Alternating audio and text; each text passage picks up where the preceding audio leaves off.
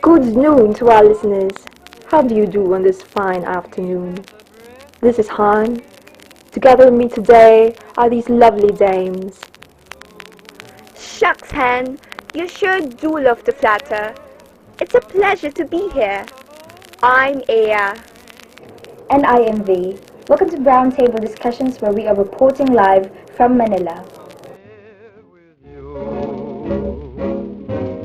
You are perfection, you're my idea of angels singing Ave Maria for your I hope our audience is ready for a pretty thorough discussion up ahead, because today's topics range all the way from the times of the dreadful Second World War with the Japanese until the establishment of the Commonwealth in this beloved country. I know that some of this is going to be way above my pay grade, so I'll leave it up to you guys to discuss. Nonsense. We're all here to be one with our minds and voices in these important parts of history. Now then, shall we begin?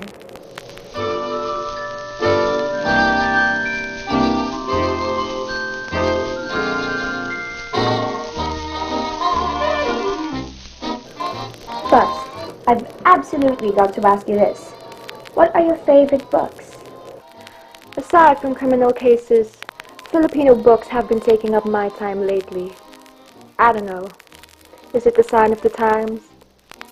Well, the Japanese did ban us from reading anything but Filipino. All writing. Our dearest viewers, allow me to enlighten you. Ladies, are you well aware that we're living in the so-called golden era of literature? My, it'd be a crime not to. I've never seen the Filipino spirit more alive. I just never thought it would have happened through literature. Why not? It allows people to express themselves. I'd say it was only natural and utterly inevitable that nationalism is spoken through writing. If it's about influence and initiating movement, what better way could there be than to print books on papers that everyone will read? Back-to-back occupations and still we preserve our identity. We really are stubborn and persistent, The Japanese finally gave us a platform to speak. Though we are still under the government, it's nice to not have to drag the weight of shackles, don't you think so? We no longer have to deal with the same kind of oppression our ancestors once felt. I agree. Although it's important to remember not to glorify the Japanese completely. They are still in our country. We're just lucky they hate English.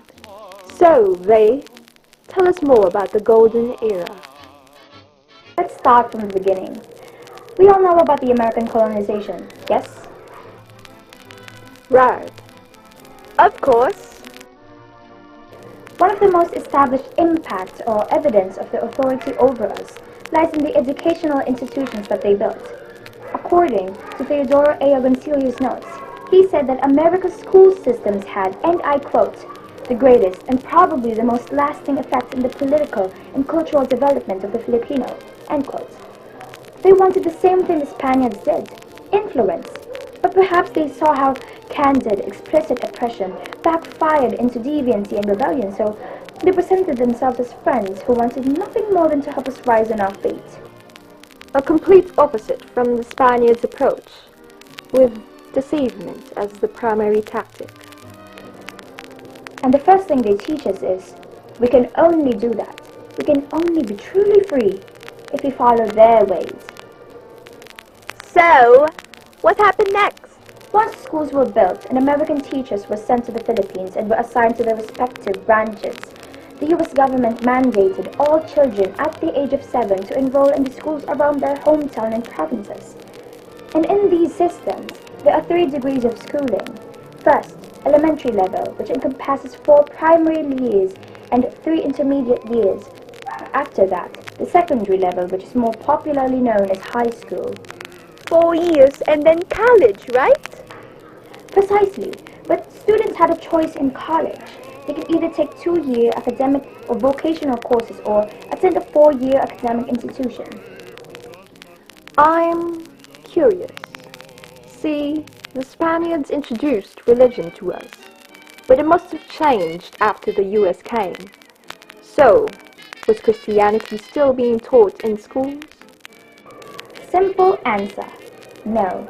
Religion was not part of America's educational curriculum. As mentioned before, the US government's primary goal was to promote their own cultural ideas and to modify the Filipinos. This is the reason why English was used as the main language. And since religion is of Spanish culture, there really wasn't no reason for the Americans to teach it.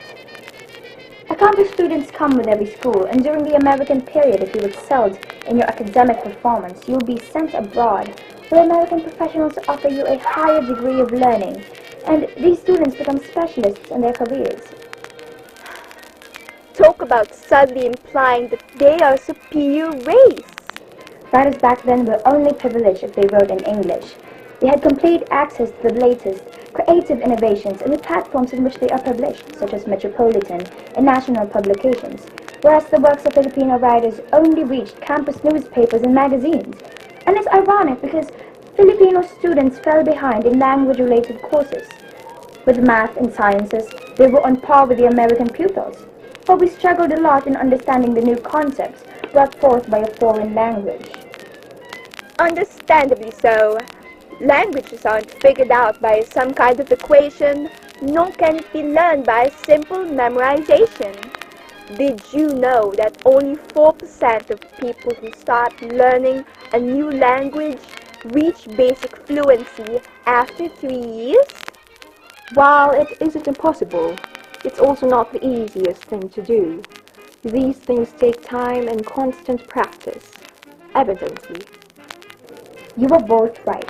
Time and constant practice are essential for learning a language, but studies show that after school, 99% of Filipino students will not speak English in their homes.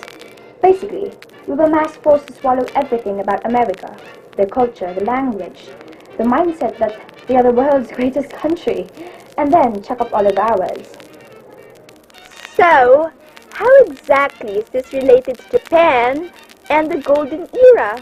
Well, after the war, in an attempt to erase every smudge of America's culture on us, and to prevent sparks of rebellion, of course, the Japanese prohibited the use of English in literary works. They only promoted pieces written in Filipino, and they used heavy censorship for every publication. Take reputable newspapers like Tribune, for example.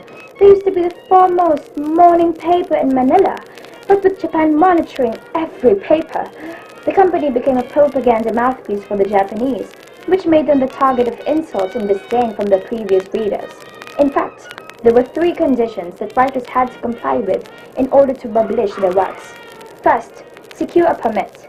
Second, submit to military censorship. Whatever they want to change, let them change it. And lastly, violators of the first 2 rules would be severely punished. Manila Shinbun Saya, later Newsette, and TVT Company were the only newspapers that were given permission. I don't know. The people seem pretty shackled to me. Don't worry, because of these restrictions, Filipino literature blossomed. Writers will always write.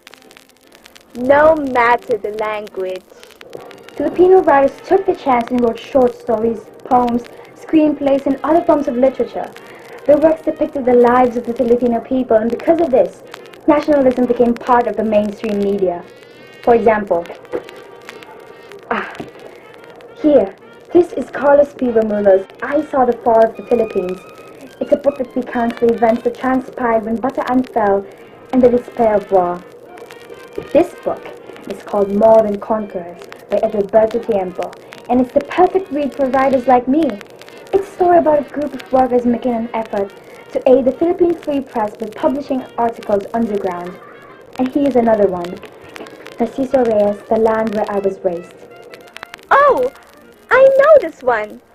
It's a book that describes provincial life, the importance of history and origin to man. It doesn't end there. It's not a coincidence that we know about haikus, tankas, and origamis. These are art forms that the Japanese forced us to learn. We really have been through it all, huh? I can now see why foreigners have called us a mixed country. What they don't realize is that our identity is still intact after every attempt to dampen it. We may be victims of 3 long colonizations, but we'll always be Filipinos. No amount of foreign education can change or make us forget that. I think that's what I learned from this segment. As a writer myself, I aspire to be like these brave pioneers. I can't imagine what it was like to fight swords with guns, with pens, but if it ever comes to it, for the Philippines, there is no question. Wow! What a way to start a show! I feel thoroughly enlightened with what they just discussed. I agree, Aya. That was the perfect opening. I'm just more excited to find out what comes next. You make me blush, ladies. Before we move forward, a quick word from our sponsors.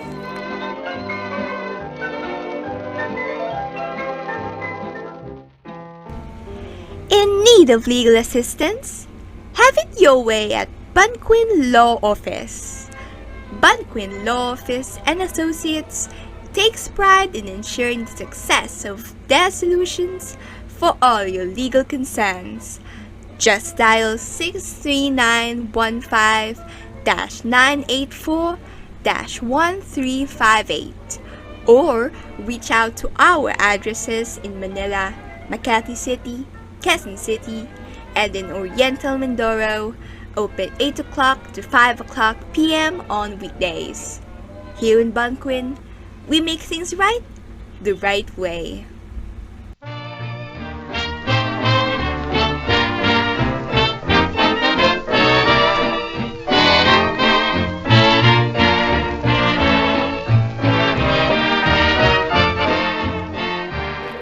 Once again, much thanks to Bunquin Law Office and Associates for sponsoring our endeavors.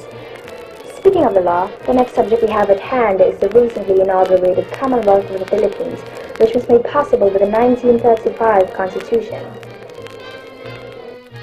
Han, as our resident lawyer in the making, what are your thoughts on this?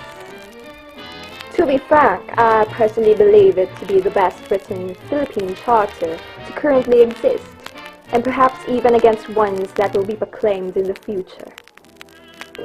You must have put a lot of forethought into this if you believe that it can stand up time. Why do you say so? Well, to start, let's look into why it was needed in the first place.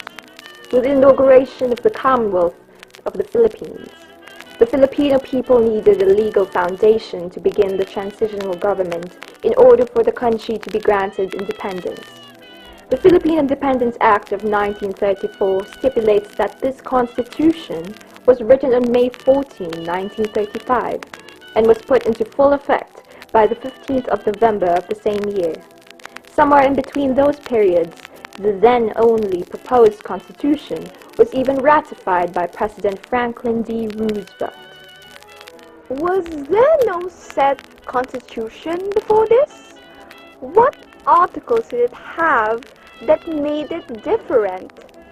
Were these even positive changes? Just before this, we operated under the Malolo's Constitution, sanctioned in 1899 by the revolutionary government at that time. However, with the whole Treaty of Paris, quite the scaffold occurred. Eventually, it gave way to the birth of the 1935 Constitution. Composed of 18 articles, with a preamble in the beginning, of course, states that, and I quote, "The Filipino people, imploring the aid of the divine providence, in order to establish a government that shall embody their ideals, conserve and develop the patrimony of the nation, promote the general welfare, and secure to themselves and their posterity the blessings of independence under a regime of justice, liberty, and democracy, do ordain and promulgate this Constitution." Its whole political structure is actually greatly inspired by America. A president elected at large for a 4-year term, who is subject to 1 re-election, a bicameral Congress, and an independent judiciary were all part of the system.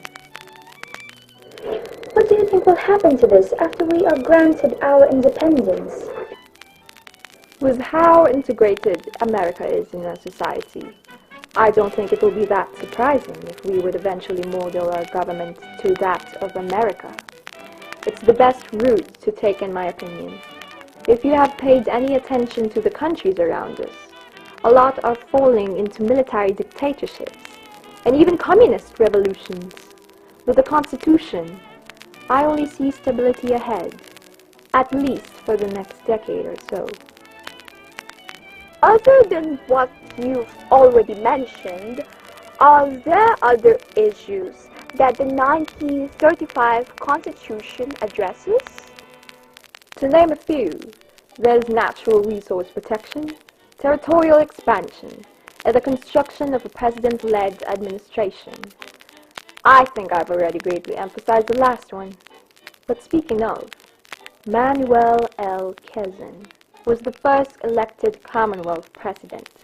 If you will recall, the elections last September 1935. What an ace you are on the subject, Han. You've got me blowing my wig for our upcoming discussion too. But bummer, look at the time. We'll see you all again after this short break.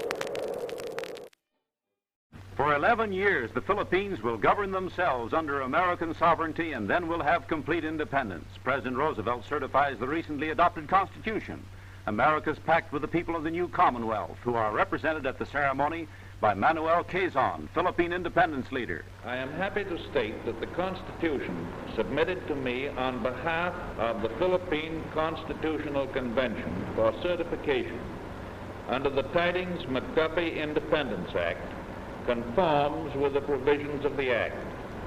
The members of the Convention are congratulated on the satisfactory completion of a task so important and so significant in the life of their people. In the event of ratification of this Constitution, the authority granted to the Commonwealth government will permit exercise by the Filipino people of general control, subject only to a few important exceptions of their local affairs.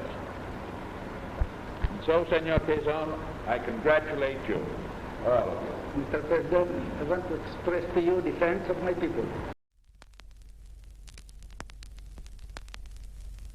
It's the mystery game. Use the power of deduction to guess who. Philippine President's version.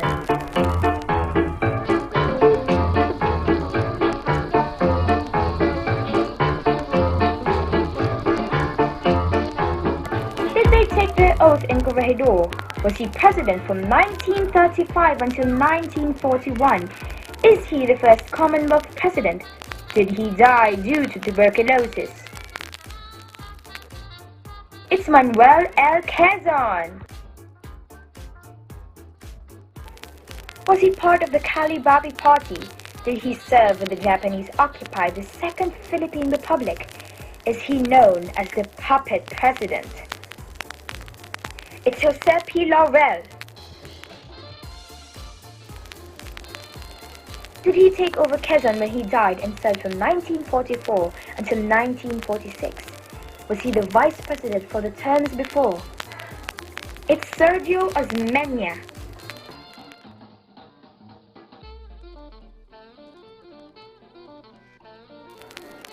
Can you guess who? Only for $4.99.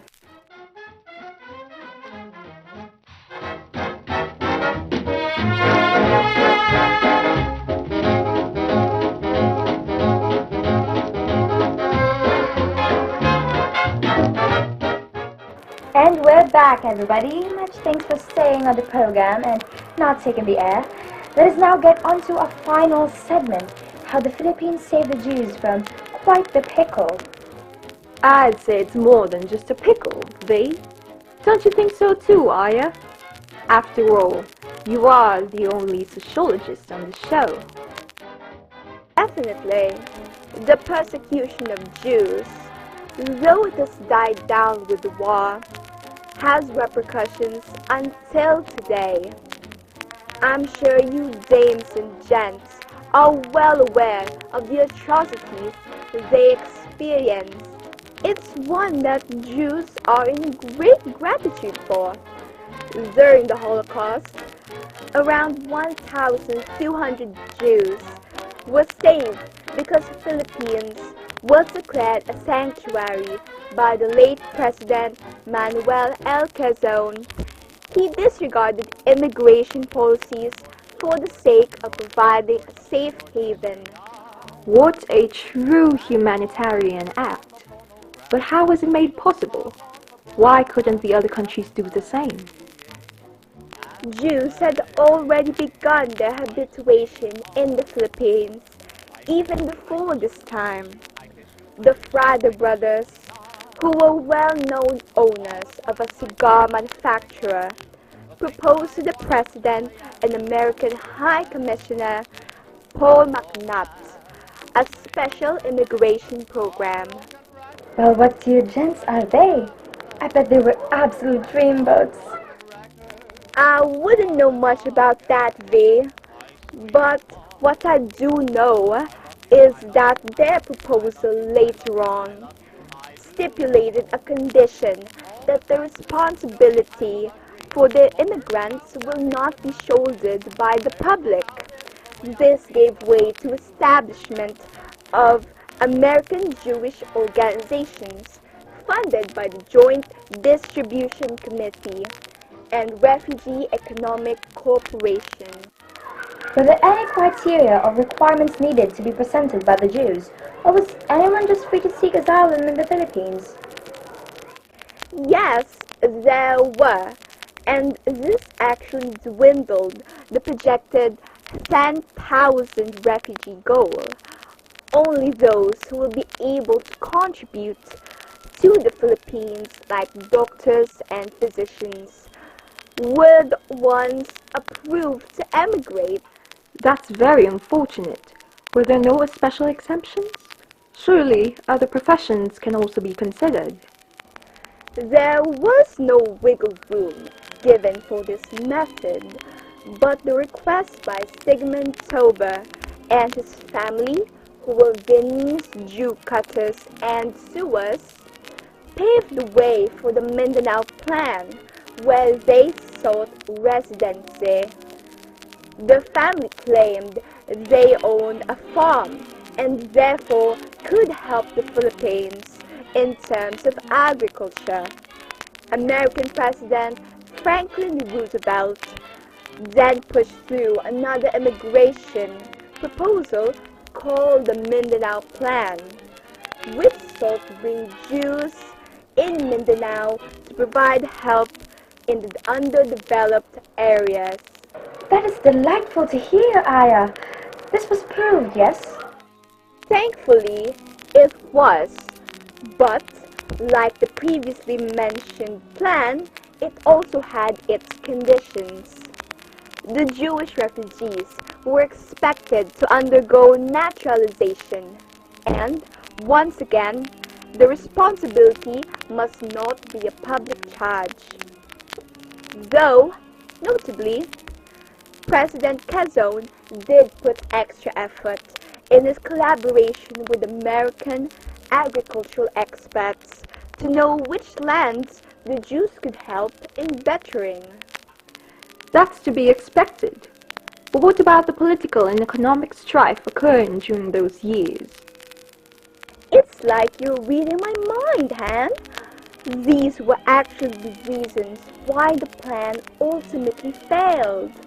Their objectives simply did not meet all the way through.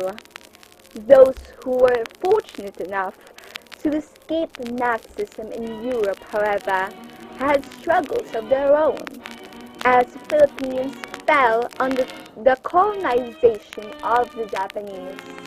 Oh, my kitty aunt. Oh no, indeed! We all know of the many atrocities committed by this colonial power. But if they knew this could happen, why even seek refuge in the Philippines in the first place? Well, based on the interviews I conducted for my research project last semester, they did so because they saw preference in living in a country at war rather than being imprisoned in a concentration camp. I think this is a sad fact because it shows really how inhumanely they were created in these camps, that they were traded for a life vulnerable to daily bombs and mines. And luckily, I would say, because most of them had German passports marked with the swastika symbol, the Japanese took this as a sign of camaraderie and treated them significantly better than the Filipinos. In a testimony by Jochen Goldhagen, he and his family were brought big fish and even a bottle of sake. And what do you think the others got? Just grains of rice, perhaps? I'm afraid it was much worse. The other Filipinos were forced to eat rats. That is absolutely horrid. I suppose then that the Jews who died because of bombs and mines were merely collateral damage. They were. Still, those who survived this, I doubt they wanted to stay in a place filled with painful memories. Where did they end up? Post-war, most actually fled to the US, and others opted for Israel. But on a happier note, and I'd like to end the segment on this, the Jewish community never forgot the kindness shown. The government at present still continues the initiative given similar conditions.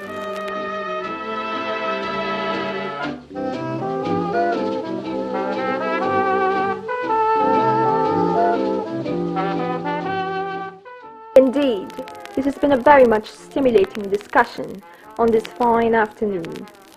We've traversed the important events from the golden age of literature and education, the Japanese occupation, all the way down to the Commonwealth and the saving of the Jews.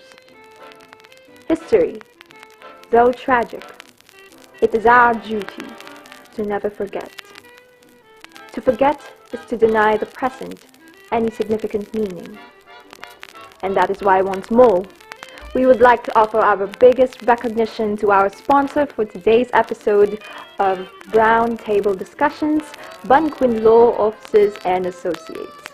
If you're in need of legal assistance, the highway is the right way.